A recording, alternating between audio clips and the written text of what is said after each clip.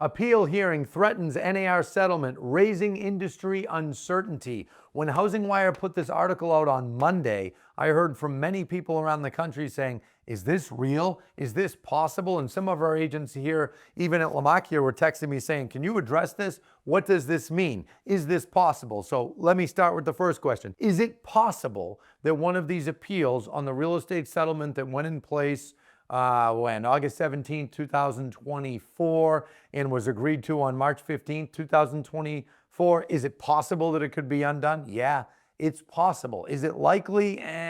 That's up for debate. I've spoken to many different players involved, one of which is the one who filed one of the appeals, the law professor in Buffalo, New York, Tanya Monestier, very smart professor, very educated, very substantive arguments she's put out. She had one of the appeals. There's another appeal from the plaintiffs in the Batton case, which I thought was interesting. And I'm going to touch on that a little. I don't know that as well as I know Professor Monastier's appeal, but I just want to talk about it for a minute. This comes straight from our general counsel. In the Batton case and other home buyer cases from other jurisdictions, this appeal, or the appeal, is from buyers who argue that the NAR settlement prevents their claims. Specifically, since sellers are releasing the defendants for the home sale, there is a question about whether they also release their rights to bring a claim as a buyer. All right, a little bit confusing, a little bit in the legal weeds, but isn't it funny that it's another group basically saying, hey, we want to be sure we can sue the real estate industry. Remember, I was doing videos 2 years ago saying these people aren't going away until they get punched in the mouth? Well, that's a really good example. The other appeal that I find to be more interesting is from this professor, and she argues on things like standing, practice changes that were forced upon us, attorney's fees. Hello, I've been talking about attorney's fees for over 2 years because they're out of control. They're judicially sanctioned extortion. They're a damn ripoff, and the only people that are making out on this is the attorneys. She also talks about really how there's no enforcement mechanism, and she gets into fairness, and she points out how Ketchmark basically was ghostwriting on behalf of the judge, and she picked up on something specific where he did that. Well, I remember like yesterday doing videos for you all and talking about how there was undoubtedly a connection. I said it in the debate, which was almost 2 years ago, 2 weeks from now. I specifically said there was a connection between Attorney Ketchmark, some of his family members in the court, his sister's a judge, the other attorneys, Matt Demeron, I remember, there's a picture that exists. Let's show that picture. Look at them all here at their baseball game. I showed this in another video, I believe, a while back when I went over the attorney's fees.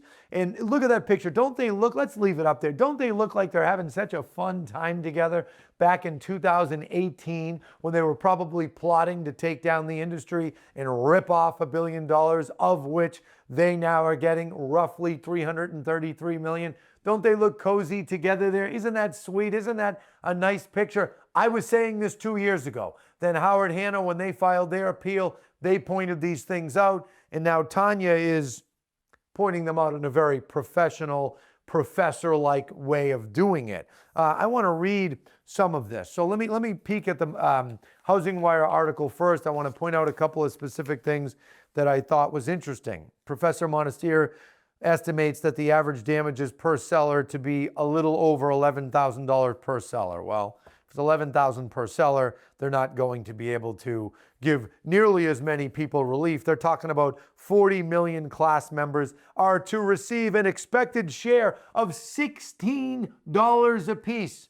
$16. Remember when Attorney Ketchmark, very talented attorney from Western Missouri, was on the debate saying, I'm after the corporations. I'm here for the people. We're protecting people that have been taken advantage of. Well, isn't that nice that he and the other attorneys are getting them $16? Oh, what a amazing thing they did for society. And she's making the argument that that's not the proper relief. Well, I don't think any relief is the proper relief because no one was ripped off at all. No one's been taken advantage of. The whole thing's a scam. I've said that from the beginning. But let me keep reading.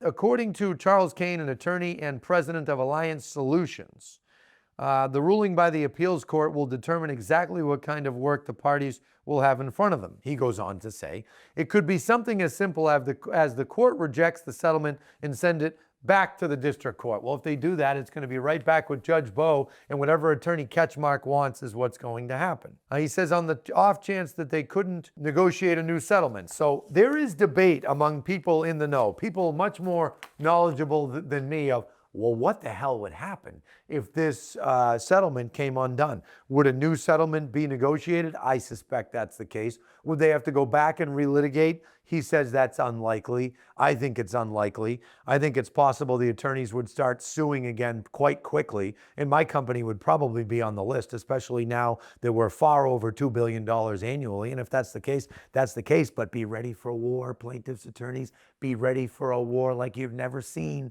because I won't be like these other defendants who go, oh my God, let's settle, let's settle. No, no, no. I've promised that from the beginning. Now, let's jump back in and look at a couple of things that Professor Monestier pointed out. Page 33. First, the scale of ghostwriting in this case belies any argument that the court exercised independent judgment. The court took all 79 pages of plaintiff's proposed order and adopted them substantially verbatim. Isn't that funny? So she somehow figured this out. I didn't read every sentence. I have spoken to her. She's pointed out how she figured it out. But it sure falls in line with what I pointed out all along, which is they're all in cahoots. And I thought I'd just start the new year, 2026, by pointing that out again. Now, attorney's fees. In awarding let's see here, fees of $333 million when the class recovered a tenth of a penny on the dollar. They reference a T-Mobile case, including the right not to have their recovery reduced by excessive attorney's fees. The Supreme Court has twice stated that the degree of success obtained is the most critical factor in determining the reasonableness of the attorney's fees. I can remember talking to one of the defendants, a large defendant, I won't say who, but the gentleman said to me, you wouldn't have believed it. They said we're all guilty without really thinking it through. A couple of the jurors were sleeping. Then they asked him about the attorney's fees. Oh yeah, they're approved. It was like nothing, right? After deducting fees and expenses, 40 million class members will share about $650 million, and that comes out to roughly $16 a piece. So, folks, it's ridiculous. A couple other things that I want to point out. Wisconsin recently passed legislation making public listing the default. Washington State is also considering that, kind of a boost to Zillow, so it's no surprise that it's there. So that's, with the argument of clear cooperation, should properties have to be listed publicly? I'm definitely on the side of listings publicly, give every buyer and seller a fair shake, and that's the only way to ensure that there's no shenanigans, hence why it was voted upon in November of 2018 to do it that way. But who knows? It'll be interesting to see what happens. I also find it interesting that the Department of Justice a few weeks back sent a statement of interest to Howard Hanna, asking them about various practices on different things. I've said all along, and I'll say it again, Hanna runs a solid company. They're solid people from what I can tell and from knowing them. I'm a little surprised at the Department of Justice interest. They put out a statement. It wasn't really against the real estate industry to the extent that it was that they were a couple years ago. They put out a statement where they sort of slapped both sides. We shall see. Stay tuned. For all the videos that I've ever done on these absurd cases, visit recases.com. That's recases.com. For quick updates along the way, you can always follow me on Instagram. That's all. I've probably bored you to death by now. And I wish everyone a happy, healthy 2026, including the plaintiffs' attorneys and the fake plaintiffs who came after our industry and ripped us off. I wish you all a happy new year, and I hope you do more productive, good things with your time. Thank you.